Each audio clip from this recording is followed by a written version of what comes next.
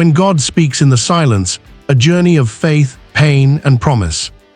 In the beginning, before the noise of the world, before the chaos of fear and doubt, there was a voice that spoke light into darkness. And on the rugged slopes of Mount Carmel, under a sky that seemed to hold its breath, one of the most dramatic confrontations in biblical history unfolded, a battle not of swords, but of faith. It was a moment that would forever define the power of the true God against false idols. This is the story of Elijah versus the prophets of Baal. The land of Israel was in turmoil. A great drought had gripped the nation for years. The rivers had dried up, the soil had cracked, and famine loomed over every household. This suffering was not without cause. The people of Israel had turned away from the God who had delivered them from Egypt and had instead embraced the worship of Baal, a false god believed to control rain and fertility. At the center of this spiritual crisis stood King Ahab and his queen, Jezebel. Jezebel, in particular, was devoted to Baal and had led many in Israel astray. She had even gone so far as to persecute and kill the prophets of the Lord, attempting to erase the worship of the true God from the land entirely. But God had not left himself without a witness.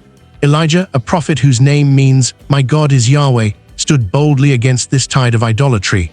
He had already declared that there would be no rain in Israel except by his word, and for years the skies remained closed. Now the time had come for a decisive moment, a confrontation that would reveal the truth once and for all. Elijah approached King Ahab with a challenge. He called for a gathering at Mount Carmel, a place overlooking the Mediterranean Sea. There, in front of the people of Israel, the truth would be revealed. Ahab agreed, summoning 450 prophets of Baal and 400 prophets of Asherah to the mountain. As the crowd gathered, Elijah stepped forward, his voice cutting through the tension like a blade. "How long will you waver between two opinions?" he cried. "If the Lord is God, follow him, but if Baal is God, follow him." The people said nothing. Their silence spoke volumes. They were divided, uncertain, and spiritually lost. Elijah then proposed a test. 2 bulls would be prepared for sacrifice, one for Baal and one for the Lord. The prophets of Baal would call upon their God to send fire from heaven to consume the offering. Elijah would do the same, calling upon the God of Israel. The God who answered with fire would be acknowledged as the true God. The people agreed. The challenge was set. The prophets of Baal went first. They prepared their bull, laid it upon the wood, and began to call upon Baal from morning until noon. "O Baal, answer us," they shouted. But there was no response. They danced around the altar, their movements becoming more frantic as time passed. The sun climbed higher in the sky, and still nothing happened. Around midday, Elijah began to mock them. "Shout louder," he said. "Surely he is a god. Perhaps he is deep in thought, or busy, or traveling. Maybe he is sleeping and must be awakened." The prophets took his words to heart. They shouted louder, screamed, and even cut themselves with swords and spears, as was their custom, until blood flowed. It was a desperate, chaotic scene, men crying out to a God who could not hear, could not act, and could not save. The hours dragged on. From morning until evening, they pleaded, danced, and bled. But there was no voice, no answer, no fire. Finally, Elijah stepped forward. "Come here to me," he called to the people. They gathered around as he began to repair the altar of the Lord, which had been torn down. He took 12 stones, one for each of the tribes of Israel, symbolizing the unity of a nation that had been spiritually divided. With these stones, he rebuilt the altar in the name of the Lord. He then dug a trench around the altar and arranged the wood. After preparing the bull and placing it on the altar, Elijah did something unexpected. "Fill 4 large jars with water," he instructed, "and pour it on the offering and on the wood." They did so. "Do it again," he said. They poured more water.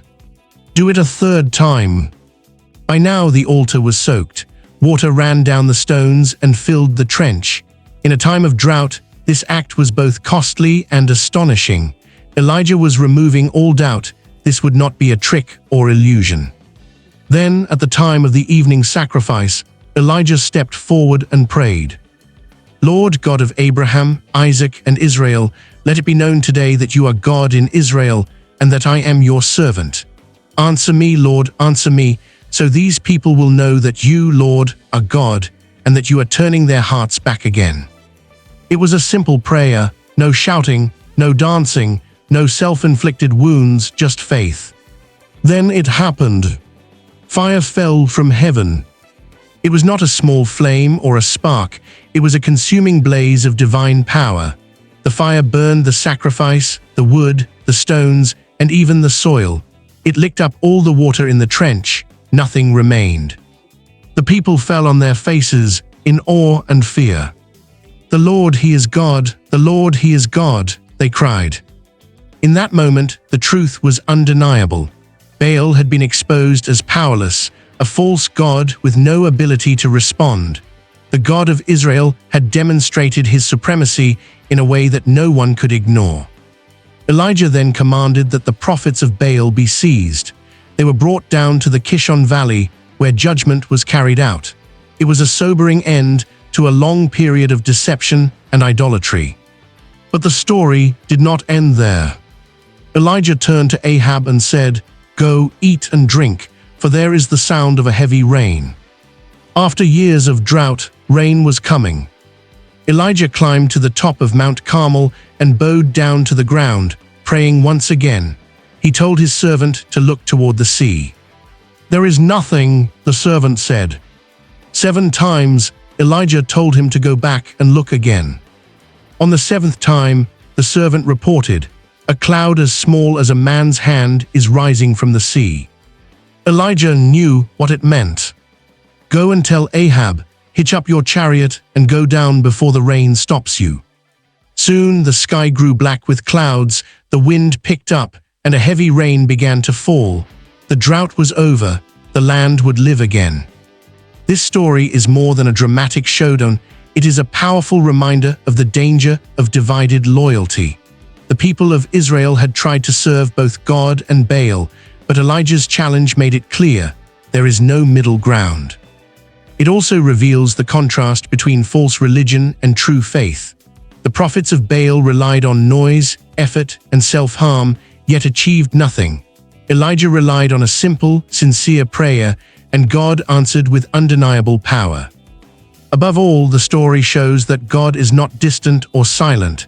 He sees, He hears, and He responds. Even when people turn away, He works to bring their hearts back. The fire on Mount Carmel was not just a display of power, it was a call to return, to believe, and to trust in the one true God. And centuries later, that call still echoes. When life feels dry, when faith is tested, and when the world pulls in different directions, the question remains the same. Who will you follow? Because just as on that mountain long ago, the answer will shape everything.